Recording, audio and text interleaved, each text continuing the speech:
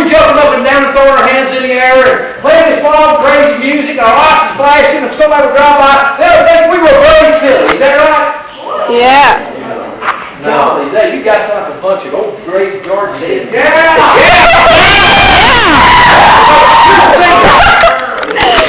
You need to be radical and crazy and blown out, plumb stupid, crazy for God. And here's the problem. Your generation has got their arms crossed, and they're sitting back, and they're doing nothing for God. Okay? It's time that you start being what God has called you to do. Number one. Number two, it's time for you to start listening to the voice of God and learning how to understand and listen to the voice of God and to be obedient. And if God tells you to stand on your head in the corner and count to 7 at Walmart, that somebody will be healed. Hey, guess what? Somebody's going to get healed because God said so. But it's going to be a total obedience, guys. This is what I want to try to teach you tonight. So Joshua went walking. He went down. All his army went marching around. They would march around and march around. Nothing would happen the first time. Nothing would happen the second time. You know, I guess they got tired of marching. How many of you can say, you know what, Pastor Brian, I have prayed for somebody. I have asked God to save somebody. I've asked God to save my mom, my dad, but every time that I ask God to do that, and I really believe that in my heart, it just has never happened. If that's you, be bold and raise your hand. Or you can say, I've never had a prayer answer. Okay? Here, okay, I'll put mine up. Okay? Now, I'm going to say this.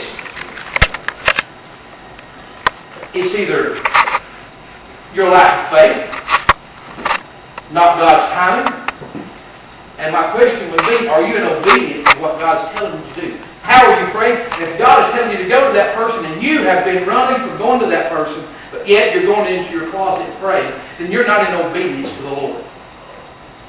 I want you to understand that obedience, the Bible says, is better than sacrifice. And I need you to understand one thing tonight, guys. As you grow in your Christian walk, be obedient to the Father. Be obedient to His Word. Because that will get you a lot further and a lot faster. Joshua was marching. Okay. But he also goes on down and he told them, as they marched around for the 7th, as they marched around, he told them, blow the trumpets. Scream loud. And to do all these crazy things that normal people wouldn't do. But they couldn't get in because of the walls. Somebody say the wall. Walls. They couldn't get in. They couldn't get in. So as they went down the last time, and Joshua was obedient, and his army was obedient, these great, big, humongous walls that was preventing anybody from coming in started to shake.